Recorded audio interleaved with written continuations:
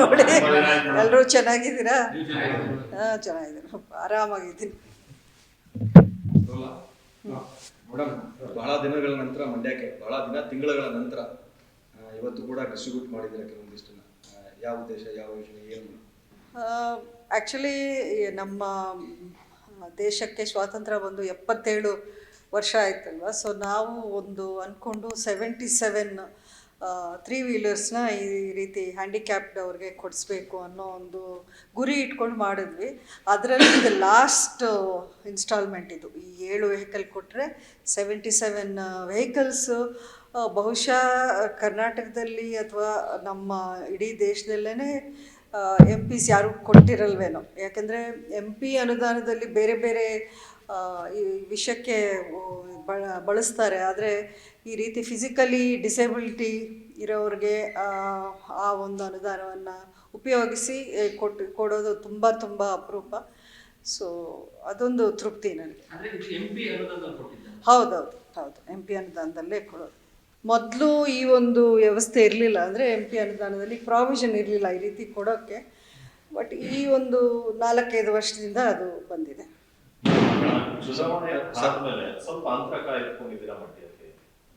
ಇದಕ್ಕೆ ಅಡಿಷನಲ್ ಆಗಿ ಸಾಕಷ್ಟು ಸಕ್ರಿಯ ರಾಜಕಾರಣದಲ್ಲಿ ತಾವಿದ್ರಿ.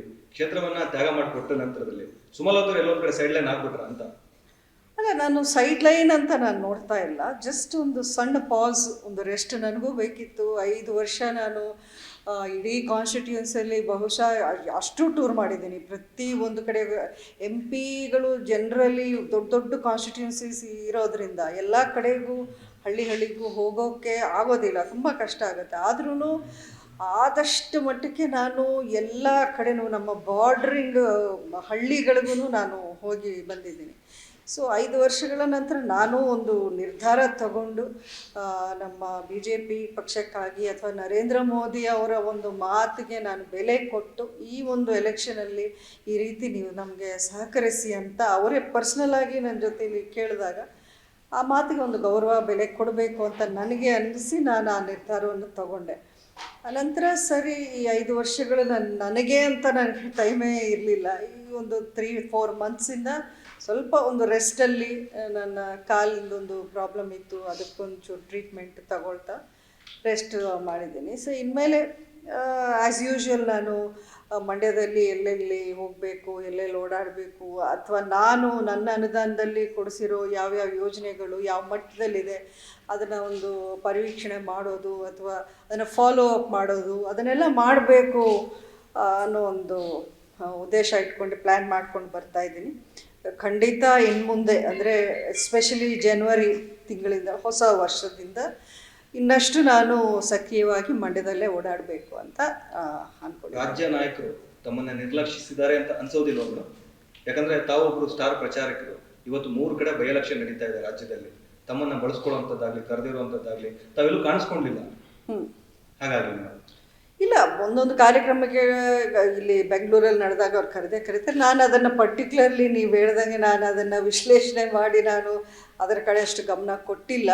ಖಂಡಿತ ನನ್ನ ಅಗತ್ಯ ಎಲ್ಲಿದೆ ಅಂತ ಅವ್ರಿಗೆ ಅನ್ನಿಸ್ದಾಗ ಕರೀತಾರೆ. ಇನ್ಕ್ಲೂಡಿಂಗ್ ಲೋಕಸಭಾ ಎಲೆಕ್ಷನ್ ನಡೀಬೇಕಾದ್ರೆ ನಾನು ಹಲವಾರು ಕಡೆ ಹೋಗಿದ್ದೀನಿ. ನಾರ್ತ್ ಕರ್ನಾಟಕ, ಮಂಗಳೂರು, ಬೆಂಗಳೂರು ಎಲ್ಲ ಕಡೆನೂ ಓಡಾಡಿದ್ದೀನಿ ನಾನು. ಸೊ ಖಂಡಿತ ನನ್ನ ಪ್ರೆಸೆನ್ಸ್ ಎಲ್ಲಿ ಅಗತ್ಯ ಇರುತ್ತೋ ಅಲ್ಲಿ ಕರೀತಾರೆ ಅಂತ ನಾನು ಅನ್ಕೊಂಡಿದ್ದೀನಿ. ಕಳೆದ ಲೋಕಸಭಾ ಚುನಾವಣಾ ಸಂದರ್ಭದಲ್ಲೂ ಕಡೆ ಟೈಮಿಂದ ಕರೀಲಿಲ್ಲ ಈ ಕ್ಷೇತ್ರಕ್ಕೆ ಅಂತಂದ್ರು. ಈಗಿನ ಚುನಾವಣೆಯಲ್ಲೂ ಅದೇ ತರ ಆಗ್ತಾ ಇದೆ ಅಲ್ಲ? ನನ್ಗೆ ಅರ್ಥ ಆಗಿಲ್ಲ. ಅಂದ್ರೆ ತಾವು ಸ್ಟೇಟ್ಮೆಂಟ್ ಕೊಟ್ಟಿದ್ರಿ ಮೇಡಮ್, ಈ ಪ್ರಚಾರಕ್ಕೆ ನನ್ನ ಕರೆದಿರಲಿಲ್ಲ ಅಂದ್ರೆ. ಅಲ್ಲ, ಮಂಡ್ಯ ವಿಷಯಕ್ಕೆ ಬಂದಾಗ ಖಂಡಿತ ಒಂದು ಪರ್ಟಿಕ್ಯುಲರ್ ಪ್ರೋಗ್ರಾಮ್ ಅಂತ ಅವರು ಆದರೆ ಫಿಕ್ಸ್ ಮಾಡಿ ಫೈನಲೈಸ್ ಮಾಡಿ ಈ ಡೇಟಲ್ಲಿ ನೀವು ಇಂಥ ಕಡೆಗೆ ಬರಬೇಕಾಗತ್ತೆ ಅನ್ನೋಂಥ ವಿಷಯ ನನಗೆ ಯಾರೂ ಮಾಡಿರಲಿಲ್ಲ. ಅದನ್ನು ಬಿಟ್ಟರೆ ಅದನ್ನು ನಾನೇನು ದೊಡ್ಡ ವಿಷಯ ಅಂತ ನಾನೇನು ಅಂದ್ಕೊಂಡಿಲ್ಲ. ಮೇ ಬಿ ಎಲ್ಲೆಲ್ಲ ಅಗತ್ಯ ಇದೆ, ಬೇರೆ ಕಡೆಗೆಲ್ಲ ನಾನು ಮೈಸೂರು ಹೋಗಿದ್ದೀನಿ, ಬೆಳಗಾಂ ಹೋಗಿದ್ದೆ, ಆಮೇಲೆ ಮಂಗಳೂರು ಹೋಗಿದ್ದೆ, ಬೆಂಗಳೂರು, ಈ ಕಡೆಗೆಲ್ಲ ನಾನು ಪ್ರಚಾರ ಮಾಡಿದ್ದೆ.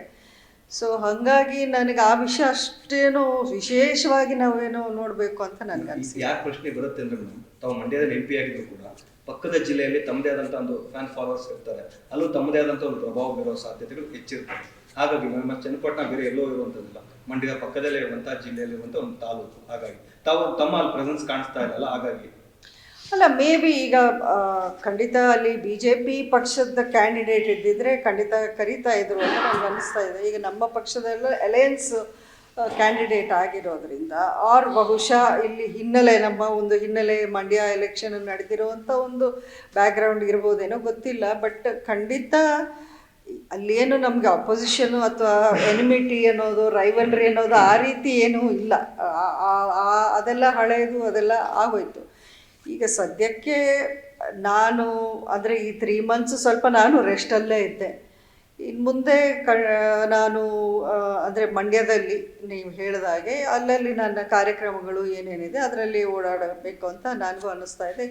ಇನ್ನು ಪಕ್ಷ ಅಂತ ಬಂದಾಗ ನಾನು ಹೈಕಮಾಂಡಲ್ಲಿ ಹೇಳಿದ್ದೀನಿ, ಮಂಡ್ಯದಲ್ಲಿ ಸ್ವಲ್ಪ ಪಕ್ಷವನ್ನು ನಾವು ಬಲಪಡಿಸಬೇಕಾಗಿರೋ ಒಂದು ಅಗತ್ಯ ಇದೆ. ಈವರೆಗೂ ಅದು ನಡೀತಾ ಇಲ್ಲ, ಹೆಚ್ಚಾಗಿ ಆ್ಯಕ್ಟಿವಿಟಿ ಇಲ್ಲ, ಮೂವ್ಮೆಂಟ್ ಇಲ್ಲ. ಇದ್ರ ಬಗ್ಗೆ ನನ್ನ ಒಂದು ಅಸಮಾಧಾನವನ್ನು ನಾನು ತಿಳಿಸಿದ್ದೀನಿ. ಈ ರೀತಿ BJP ಪಕ್ಷ ನಾವು ಏನಾದರೂ ಇಲ್ಲಿ ಸ್ಟ್ರೆಂಥನ್ ಮಾಡಬೇಕು ಅಂದರೆ ಇನ್ನಷ್ಟು ನಾವು ಆ್ಯಕ್ಟಿವಿಟೀಸ್ ಮಾಡಬೇಕಾಗಿದೆ, ಅದಕ್ಕೆ ನನಗೂ ಒಂದಷ್ಟು ಸ್ಟ್ರೆಂತ್ ಬೇಕು ಅಂತ ನನ್ನ ಸ್ಟ್ಯಾಂಡ್ ಏನು ಅಂತ ನಾನು ಹೇಳಿದ್ದೀನಿ.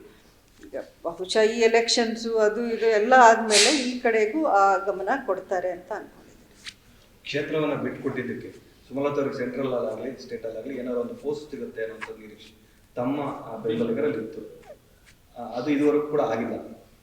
ನೋಡಿ, ನಿರೀಕ್ಷೆ ಇಟ್ಕೊಂಡು ನಾನು ಯಾವತ್ತೂ ಯಾವ ಕೆಲಸವನ್ನು ಮಾಡಿಲ್ಲ. ನನ್ನ ಖಂಡಿತ ಬೆಂಬಲಿಗರು ಆಸೆ ಪಡೋದ್ರಲ್ಲಿ ತಪ್ಪೇನಿಲ್ಲ. ಖಂಡಿತ ಅವರು ಆ ರೀತಿ ಆಸೆ ಪಡ್ತಾರೆ. ಆದರೆ 3-4 ತಿಂಗಳಲ್ಲೇ ಎಲ್ಲ ಆಗೋಗ್ಬಿಡ್ಬೇಕು ಅನ್ನೋದೇನಿಲ್ವಲ್ಲ, ಇದೆ. Beat Plus Karnataka.